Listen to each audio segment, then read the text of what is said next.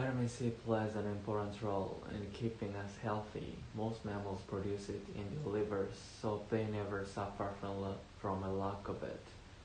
Curiously, however, some mammals such as humans and apes cannot do so. What happens when you lack this important vitamin? You might see black and blue marks on your skin. Your teeth could suffer too. The pink area around them might become soft and bleed easily. These are just a couple of good reasons to eat plenty of fresh fruits.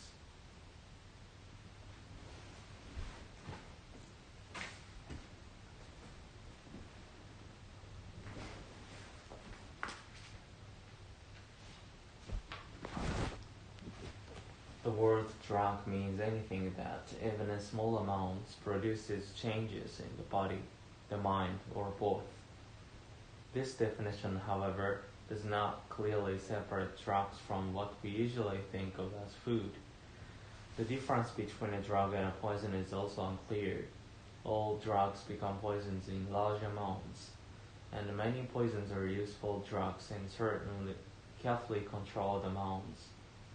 Is alcohol, for instance, a food, a drug, or a poison? It can be any of the three, depending on how we use it.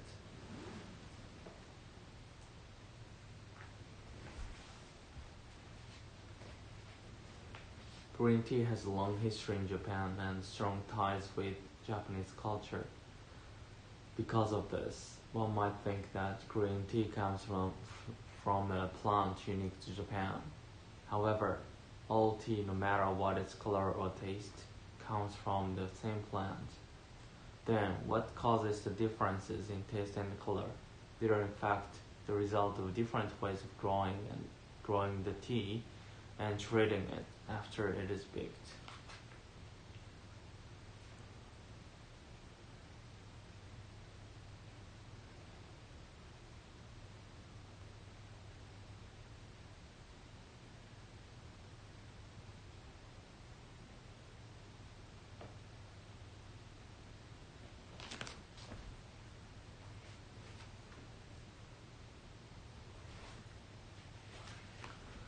Wolves have an interesting way of raising their young.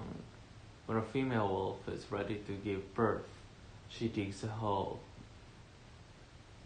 Within this hole, she has her babies. While she is taking care of these babies, other wolves bring her food.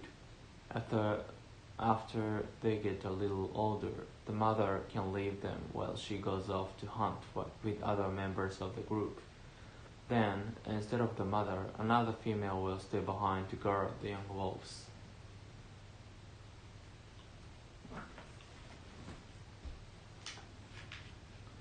Physical gestures may have different meanings in different cultures, and misunderstanding these signals can sometimes be embarrassing.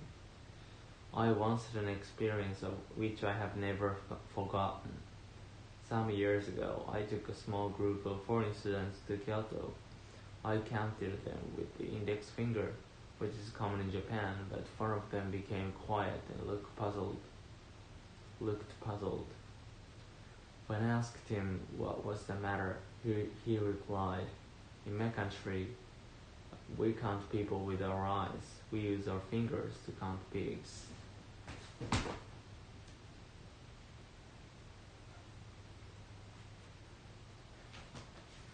The smile may no longer be an effective way to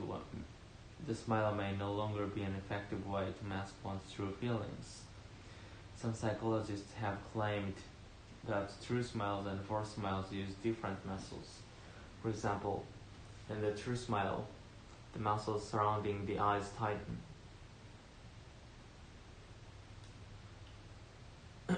while the cheek muscles pull the corners of the lips upward. On the other hand, in the false smile, the muscles between the eyebrows move slightly.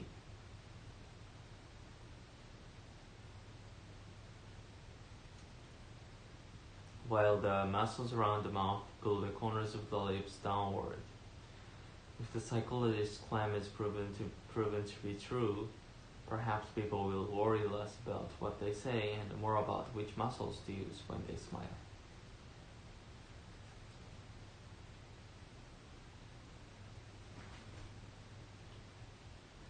When English-speaking people talk about hot food, are they saying the food is spicy like curry? Or are they talking about its temperature as in hot coffee? These two different meanings of hot may seem confusing to Japanese students, but as a matter of fact, the word is the right one for describing the way the body responds to spice and heat. A simple explanation would go something like this. When we eat or drink, the same nerves in the mouth react both to spicy chemicals in the food and to a rise in temperature. The English expression therefore reflects this fact about the human body.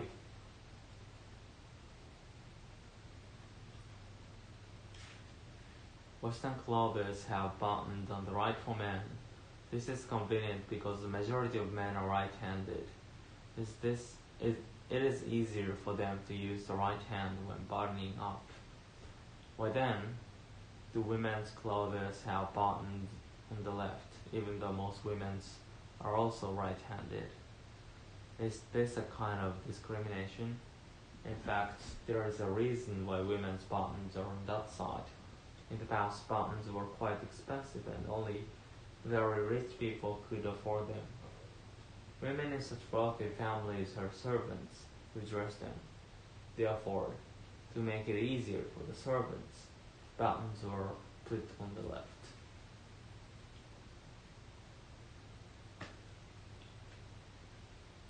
The color purple has often been regarded as a symbol of wealth and power, but the dye used to produce it did not have an elegant beginning. An ancient people living along the coast of the Mediterranean Sea first discovered how to make the dye from murex snails, small sea animals with hard shells. Unlike other snails, murex snails give off a strong-smelling liquid that changes color when it comes into contact with air and light. From this liquid, the people produce the purple dye. If we visit the places where the dye was produced, we might still be able to see the shells of murex snails. Let us hope we cannot smell them.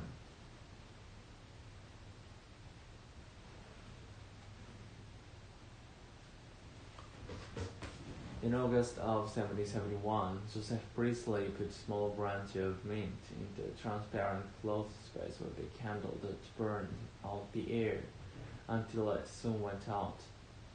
After 27 days, he lit the extinguished candle again, and it burned perfectly well in the air that previously would not support it. So Priestley proved that plants somehow changed the composition of the air.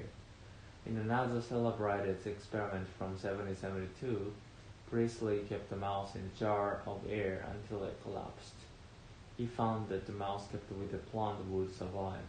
These kinds of observation led Priestley to offer an interesting theory that plants restore to the air whatever breathing animals and burning candles remove, what was later coined by Lavoisier oxygen.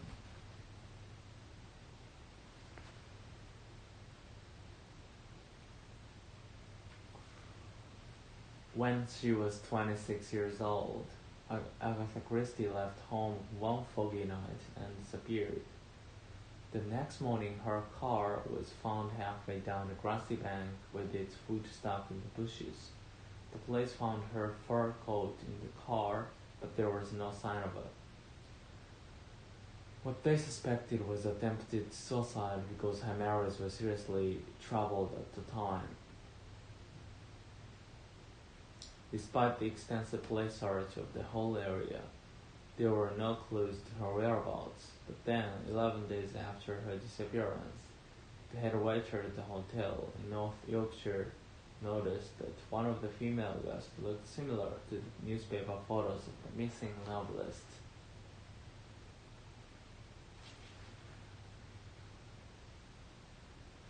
He rang the police and her husband rushed to see her. To his surprise, however, Agatha acted like a completely different person and didn't seem to recognize her husband. He thought she had suffered memory loss due to stress. In fact, it was a distressful incident for Agatha. and was followed by their divorce. But ironically, the incident made her a best-selling novelist. Her next novel, The Big Four, sold 9,000 copies, more than twice as many as any of her previous books.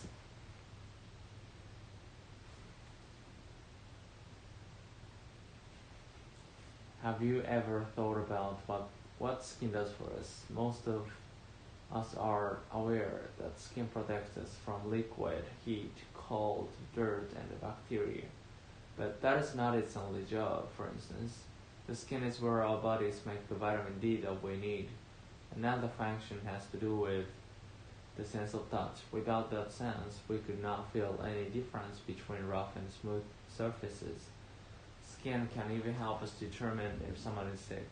Brown color, slightly gray or very pale, may be a sign of disease. Skin may reflect a person's mental state too. Unusual sweating, for example, may be a sign that the person is nervous or under stress. Genes. The basic parts of cells which are passed down from parents to children. They have something to do with human behavior.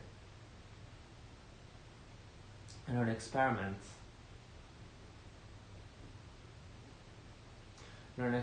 scientists put flies into a glass tube and placed light at the end of it. Some of the flies began flying toward the light, some began walking, and some did not move at all. On the basis of the flies' actions, they were separated into different groups. Flies that love light, flies that like light, and flies that like the dark. The researchers found that these three groups of flies had variations in a particular set of genes. This suggested to the researchers that the variations in these genes might explain the differences in the flies' behaviors. If genes influence behaviors in flies, why not in humans too?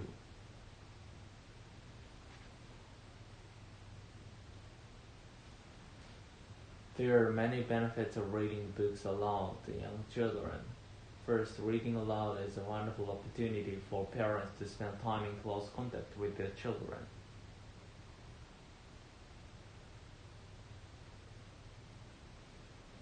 After a busy day, reading a book can be a relaxing way for family to slow down and communicate.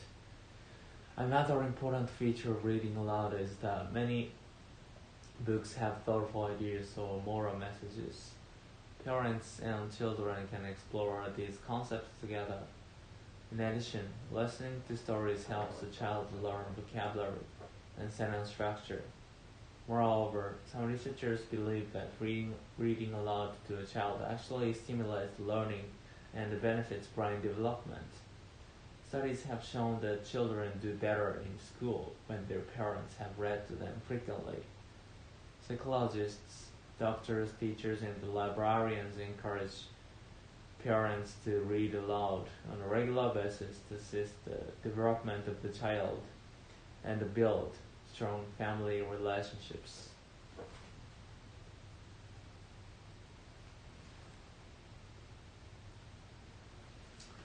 Every day, millions of people in offices, supermarkets, and factories worldwide hear background music. For most background music, the soundtracks have been carefully selected to change human behavior.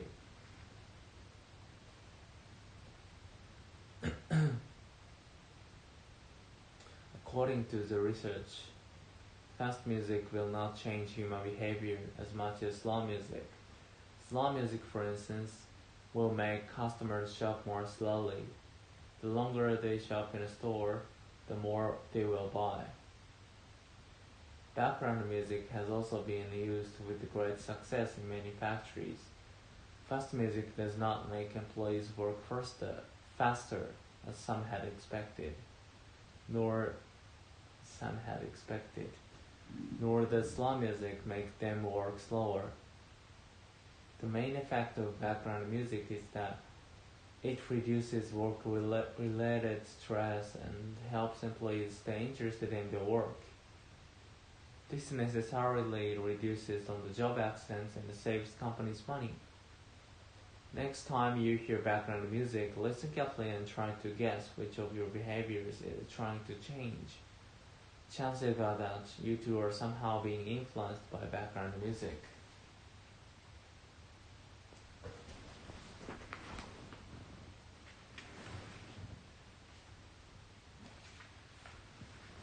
A zoo in the Nagano Prefecture will start a 24-hour web service showing zoo animals. The service, called the Digital Animal Park, will allow people to watch the animals' night activities. It is the first time in Japan for a zoo to start such a web service. 15 cameras will be installed in the zoo, and 12 kinds of animals, including a Bengal tiger, black bear, and a kangaroo, will be shown on the web. They were selected by the zookeepers because of their interesting behavior and popularity among visitors. Zoo officials said they hoped that viewers would soon be able to see Humboldt penguins laying eggs, an activity that usually occurs at night. Pictures of each of the animals are also available on the website, and zoo animals officials hope that images of the animals will be used in science classes at schools. I hope interest in the animals will grow, and more people will visit the zoo, but we also want to discuss new roles for zoos, like education and environment protection, as the official said.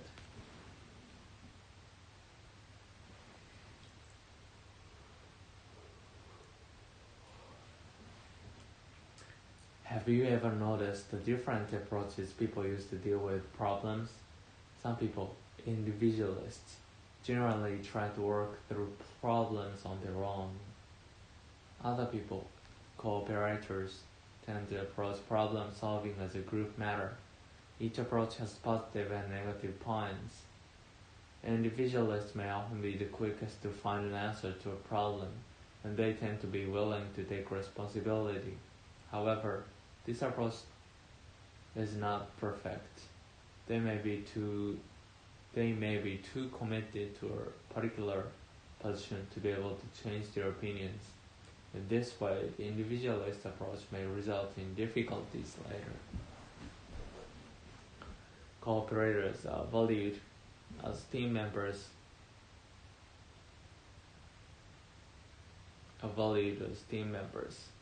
in sports or school or work. They tend to be flexible enough to recognize the importance of other points of view when problems arise. This approach, however, can take a long time, which may lead to delays in solving problems. Such difficulties sometimes cannot be avoided with the cooperator's approach. We should learn to recognize the different approaches to dealing with problems. This knowledge can help us build smoother relations between people with different approaches to problem solving.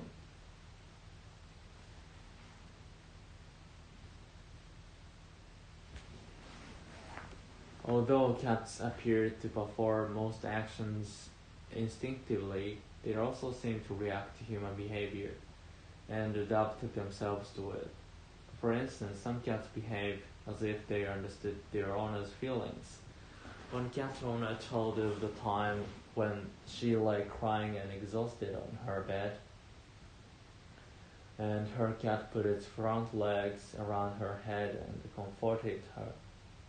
Cats also sometimes appear to be able to understand the function of many of the things human beings use. For example, some cats, when they bring a captured bird or mouse into the house, put it on a plate or in a dish. There are also cats who know how to open the door by turning the handle. Furthermore, a lot of cats seem to understand what their owners say. A writer tells a story of her cat who used to sleep on top of her word processor.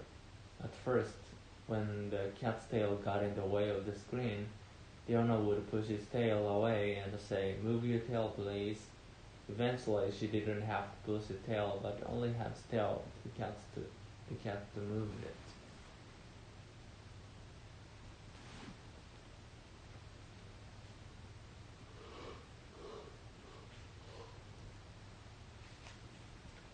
Children absorb parental worries, often without our even knowing it. It's worth becoming aware of how often we make statements beginning with the words "I'm afraid" or "maybe it won't" or "I'm worried that." If children are routinely exposed to fearful comments, they are likely to develop an apprehensive attitude. Expectations are molded through repetition, and negative thinking can quickly become circular. We all know people who have become caught in this kind of negative situation. I expect the worst, and the worst always seems to happen to me. Unfortunately, today's parents have more serious fears for their children than ever before. We face the problem of figuring out how to protect and warn our children against danger without causing unnecessary anxiety in them. For example, we want our children to be cautious with strangers, but not to assume that every person they don't know is hostile or out to do them harm. We want them to stay in our eyesight, but not feel at risk if we aren't by their side. It's a challenge to raise self-confident kids and at the same time do our best to keep them out of harm's way.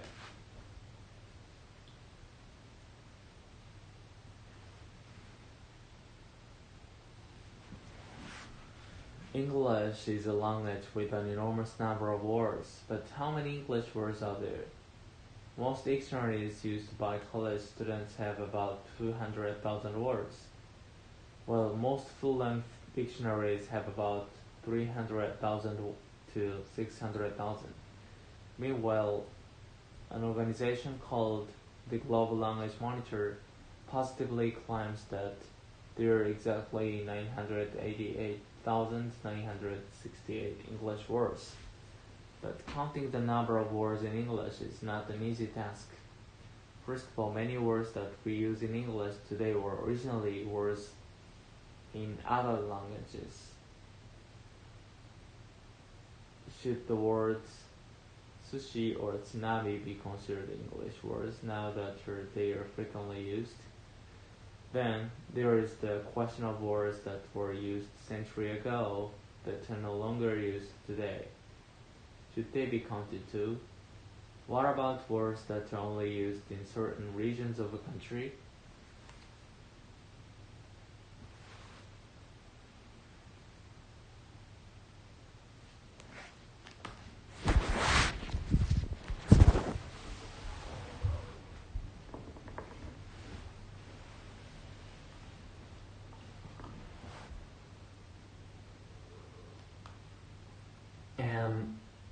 And the list of questions goes on. Should we count the verb, the adjective, the noun, and other forms of a word as separate words? In other words, would drive, driving, and driver be counted as separate words? Should the compound word be counted as one word, or should each of the words in it be counted separately? How about the huge number of technical and scientific terms? Finally, to add to the difficulties of counting words, we need to consider new words that are being created all the time. The constantly changing nature of language is frustrating for anyone trying to count words. But this is also what makes language so interesting. English, like other languages, always offers something new to learn.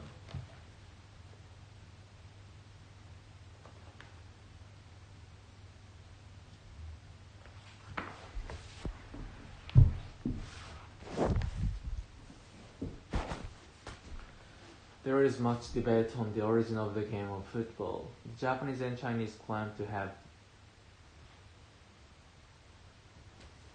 invented a sport similar to modern soccer many centuries ago.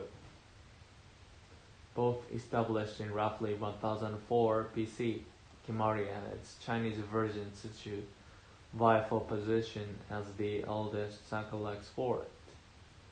In comparison to modern soccer, the Japanese game of Kemari was a game that used a large ball stuffed with sawdust. This version used a field which was set up by choosing 4 trees. These trees were usually cherry, maple, pine, and willow. Many large houses in Japan would grow these trees to make a field for Kemari. Kemari was normally played with 2 to 12 players. Chinese version Tsuchu involved the players hitting a leather first-stuffed ball into a small hole. As in soccer, no player could use his hands during play.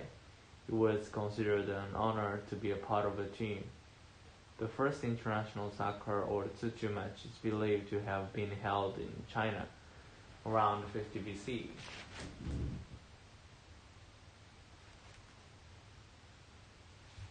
The emperor of the Han Dynasty was an avid early player and fan of Tsuchu. This spread the popularity of Tsuchu all over China.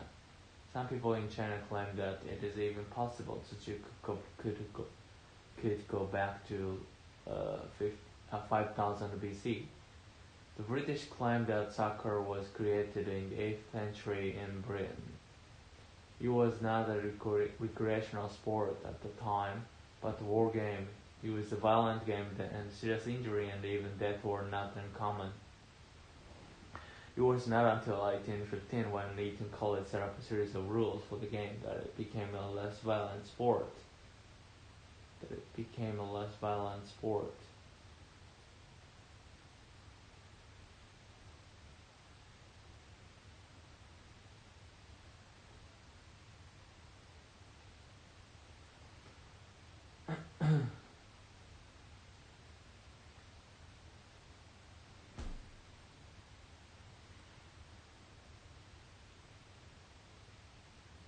At that time, colleges began to play using similar rules. In 1848, the rules were set by Cambridge University. In the Cambridge rules, shin kicking and carrying the ball were forbidden. This is where rugby and soccer developed into 2 different sports.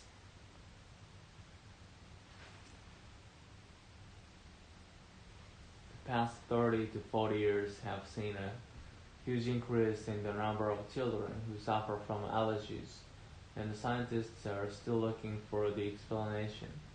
Some have blamed increased air pollution, but it has also been found that allergies are common. Not only among children in the city, but also among children in the countryside where pollution is typically much lower. A currently popular explanation for the rise in allergies is the so-called hygiene hypothesis. The basic idea is that young children brought up in an environment which is too clean are more at risk of developing allergies. Nowadays, people bathe and wash their clothes more frequently than in the past, and thanks to vacuum cleaners, homes are less dusty too.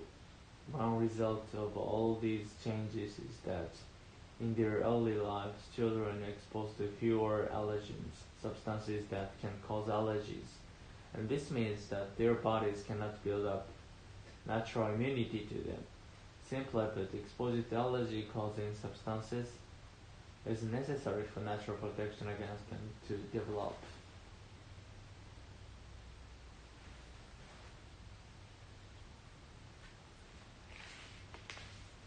The trend towards smaller families also means that young children encounter fewer allergens in the home.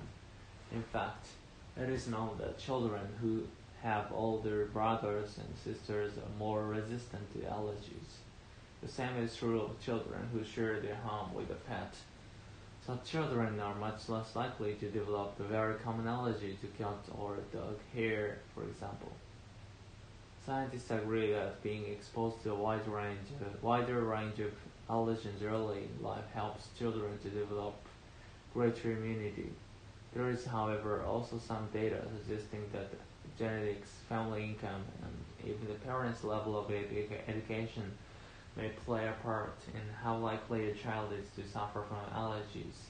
Thus, Although the hygiene hypothesis is an important area of research, we cannot yet be sure that too much attention to cleanliness is the only explanation for the enormous rise in the number of allergy victims.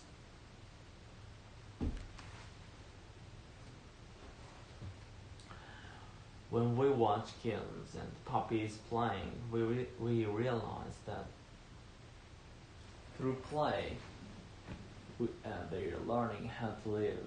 They learn various physical skills, such as how to jump over barriers without getting hurt. They also learn social interaction. For example, if a kitten bites his sister too hard, she will get angry and bite him back.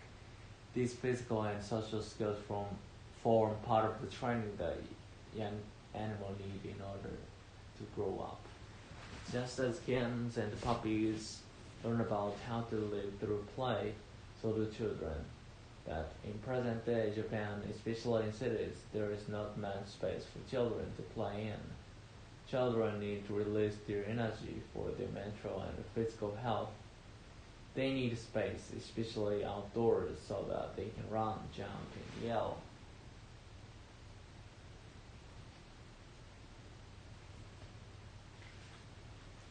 Another point to consider is how much time children have to play. Some people say that 4 to 5 hours a day of playing outdoors with others is necessary, even for 12-year-olds. It is very doubtful, however, whether any Japanese children get that much free time.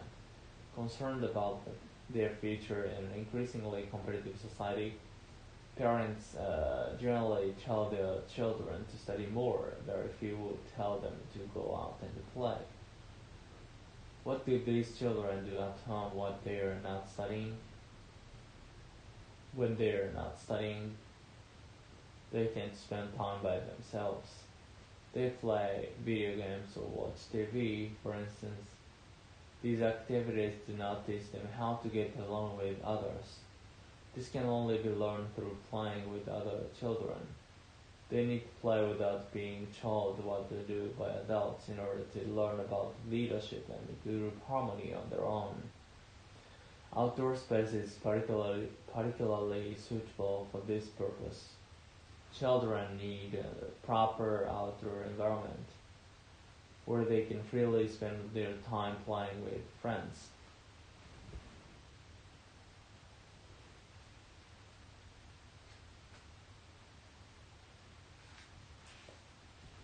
A basic rule of medical science is that no human life should be used for the benefit of another. Some people are against human cloning and related techniques for this reason. In cloning, an egg cell is used to develop ordinary cells.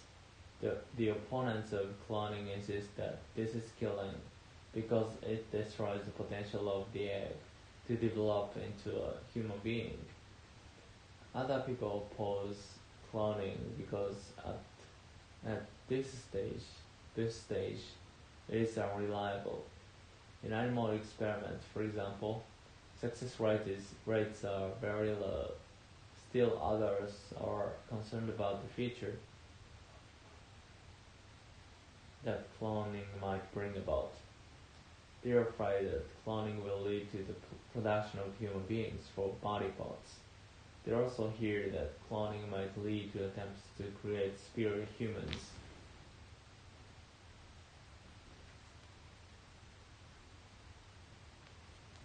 Not everyone is against human cloning, however.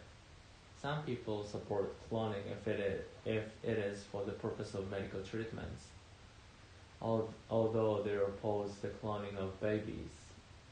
The medical benefits of cloning and the related techniques, they argue, could be huge. For example, if a heart can be developed from a patient's own cell, the body will not reject it. Furthermore, he or she will not have to wait for someone to die to get a new heart. Supporters claim that the use of such techniques is not killing, just as ordinary store-bought eggs do not develop into chickens, the eggs used for cloning. do not develop into human beings with themselves.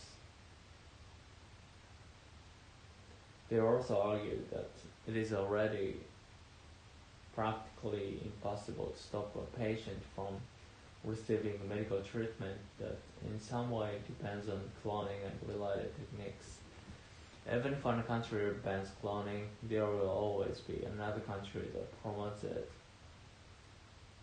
Supporters therefore maintain that the scientists should have the freedom to experiment and that people should have freedom to seek life-saving treatments. In other words, they feel that cloning should be continued unless it is clearly shown to be harmful. The debate over this issue is likely to go on for some time.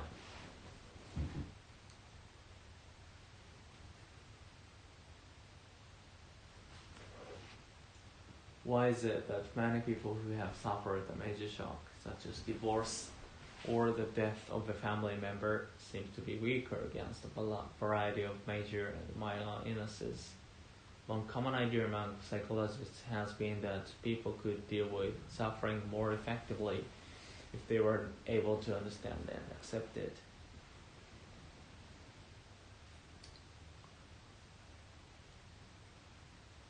Indeed, many experts emphasize the value of expressing thoughts and feelings associated with upsetting events. Recently, a team of medical researchers investigated the links between describing psychological painful events and long-term health. In one experiment, healthy college students were asked to write about either personal disturbing experiences or ordinary topics over a period of 4 days. In the months afterwards, students who had chosen to reveal their inner thoughts and feelings in their writing visited health center for illness much less often than those who had written about everyday topics.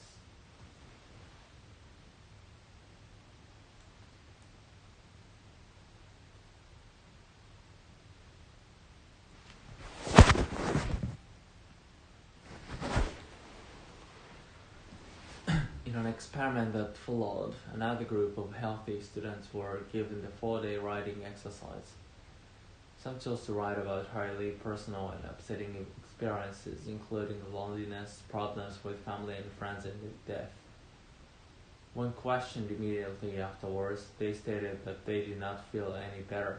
However, the blood samples taken before and after the experiment showed evidence of an improved resistance to illness. The white cells that fight off bacteria and viruses had increased their reaction and sensitivity to these invaders. This trend continued over the following 6 weeks, when another blood sample was taken. Individuals who showed the best results were those who wrote about topics that they had actively refrained from telling others about. The researchers proposed that failure to face up to painful experiment can be a form of stress itself, and it can increase the possibility of illness. It follows then that actively dealing with a major shock makes possible its understanding and acceptance. The answer is not to suffer in silence. It may not always be possible to talk about personal problems, but writing them down will help the body to fight disease in the long run.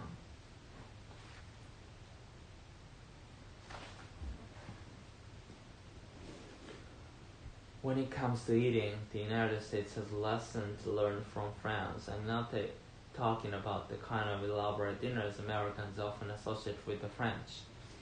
Many of the meals the French eat are quick and simple. The difference is that the French eat together. They have managed to preserve a tradition that is good for everyone's health. family meal. According to the French government's Committee for Health Education, 75% of the French eat dinner together as a family, and many French school children still go home for lunch. These figures haven't changed much in decades. In the United States, on the other hand, national studies show that on average, only one family in 3 sits down for dinner together on a daily basis. Over the last 2 decades,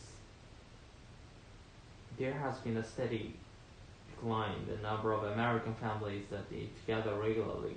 It looks like a family meal is disappearing.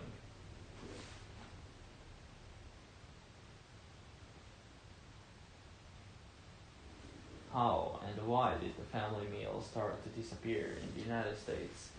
My friends in the United States have various explanations why meals together aren't an option for their families.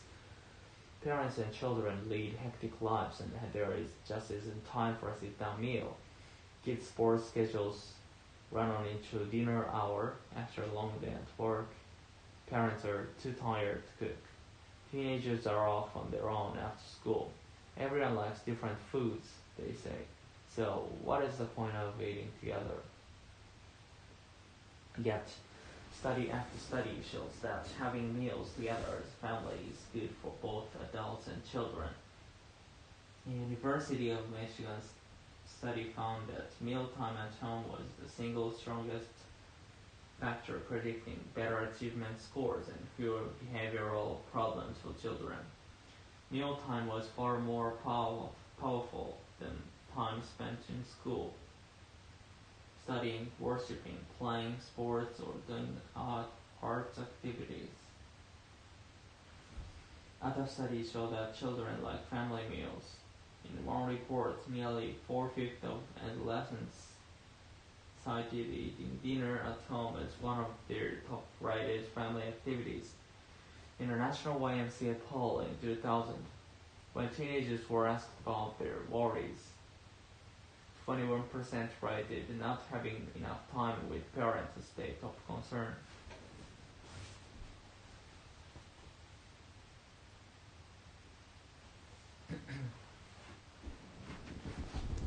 There is probably no nation where the citizens do not have at least some dissatisfaction with their society. There may be some nations where dissatisfaction does not come to the surface, but those nations cannot be called democracies. The World Youth Survey asks whether young people are satisfied with their own society and inquires about their awareness of social issues.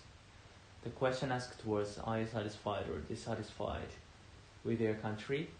Respondents were asked to choose from the following: satisfied, somewhat dissatisfied, or no. Some 35.7% of American youth replied that they were satisfied with their society. This ratio was markedly higher than that of other nations.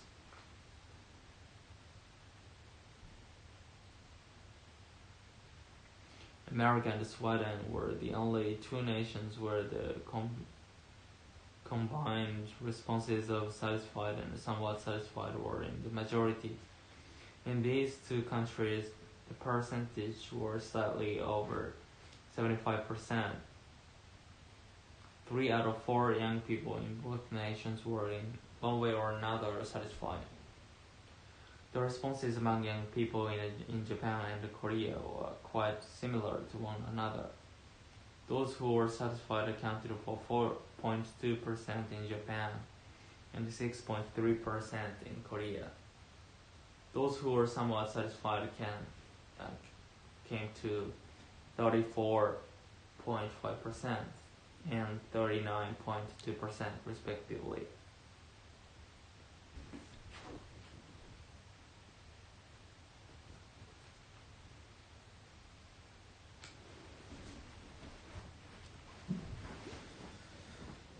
The country with the largest number of dissatisfied respondents was Germany, close to 30% of young people there shared this opinion. Combined with a somewhat dissatisfied group, they accounted for more than 65%.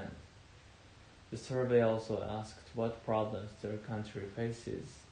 The top answer among Japanese and German youth was it is difficult to find a job and many people are unemployed.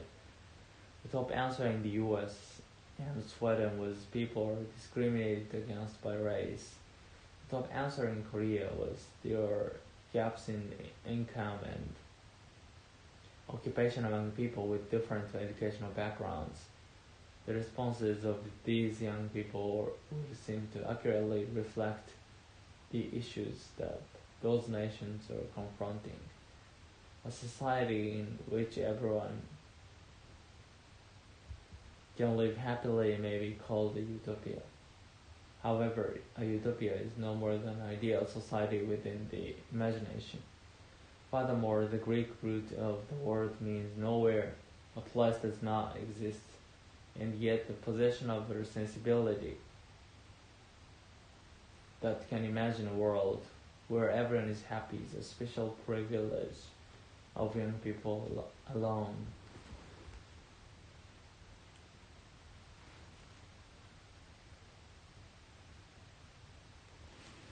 Beware of those who deliberately use aspects of the truth to deceive you and others.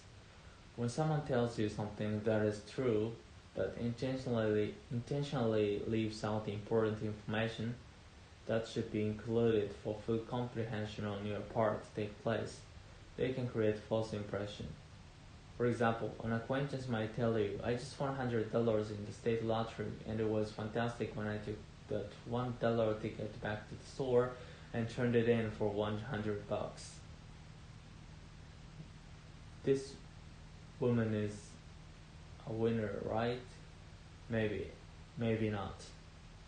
In fact, you later learned that she had purchased not one ticket, but instead 200 for this specific lottery, and only one of these a winner. Eventually, you realize this woman, who you thought was lucky or fortunate, is in fact a huge loser. Although she didn't say anything false, she clearly left out important information and likely did so on purpose. That's called a half-truth, which is not technically a lie, but it's just as dishonest.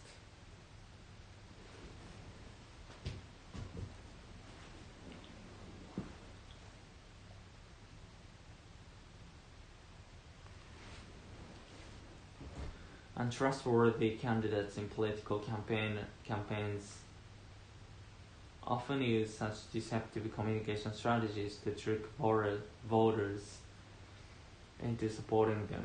Let's say that during Governor Smith's last term, her state lost 1 million jobs but gained 3 million new ones.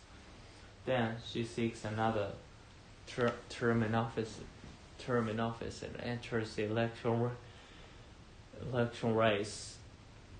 One of her opponents in that race subsequently begins a multimedia advertising campaign saying, during Governor Smith's term, the state lost 1 million jobs. That is indeed true, but at the same time it is intentionally deceptive. A more honest statement from her opponent would have been, during Governor Smith's term, the state had a net gain of 2 million jobs. Advertisers sometimes use half-truth as well, because it's illegal in many countries to openly make false claims about the product or service.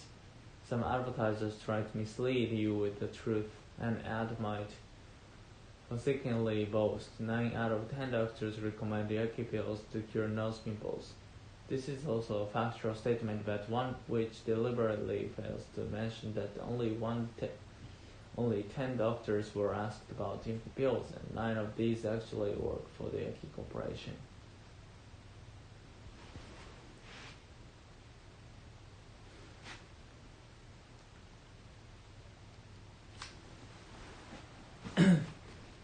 No one knows better than your mother, right?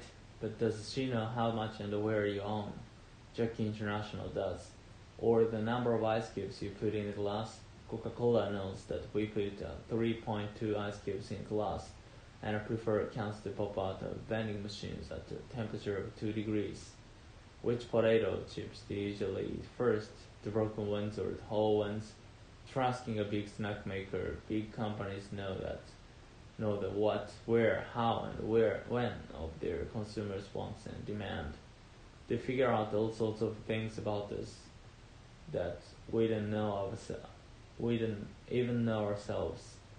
Most companies research us in detail and collect mountains of facts about our buying habits and preferences. Did you know that 51% of all males pull their left pants leg on first, whereas 65% of women start with the right leg? Nothing about our behavior is sacred. A study showed that 68% of consumers prefer the toilet paper to unwind over the spool rather than under, but Americans are not always easy to figure out. A few years ago, Campbell Soup gave up trying to learn.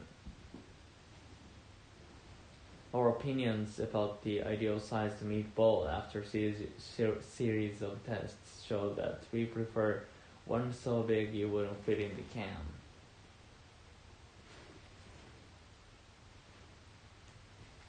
In fact, almost everything we swallow is closely monitored by someone. Each year we consume 156 hamburgers, 95 hot dogs, 283 eggs, 5 pounds of yogurt, 9 pounds of cereal, and 2 pounds of peanut butter. We spend 90 minutes a day munching it. Of all businesses, however, the prize for research thoroughness may go to toothpaste makers, among other things. They know that our favorite toothbrush color is blue, and that only 37% of us are using one that's more than 6 months old. About 47% of us put water on our brush before we apply the paste. 15% put water on after the paste. 24% do both, and 14% don't wet the brush at all. Thus, most big companies have answers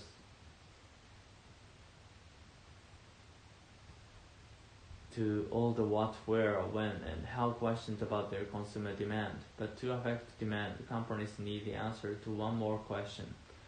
They need to know what causes us to want the things we buy. That's a much harder question to answer.